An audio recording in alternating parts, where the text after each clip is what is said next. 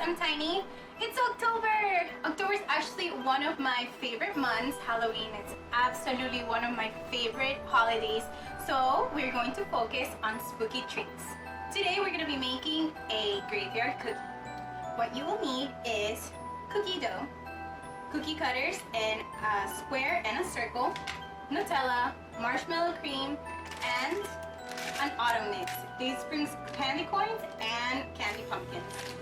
The first step is going to be to divide our cookie dough. Divide about 1/3 and roll it out with your rolling pin.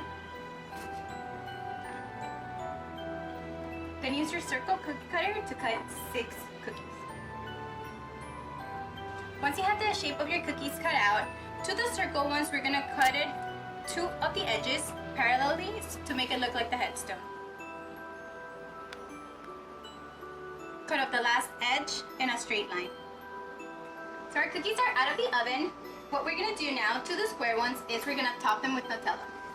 Our next step is going to be to take the little stones and just put them in the cookie. Next, we're going to use our candy to decorate. Just going to put a couple of candy corns scattered and a pumpkin to each of the cookies. Do not put them too separate from one another because you still need space to put the marshmallow.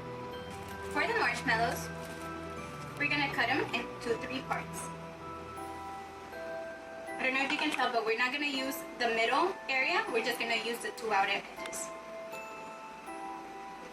I put some Nutella in a Ziploc bag and we're going to use it to design the base.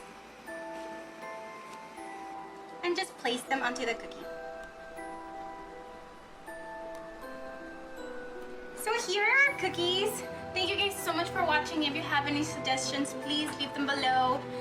Stay tuned next week for more spooky treats.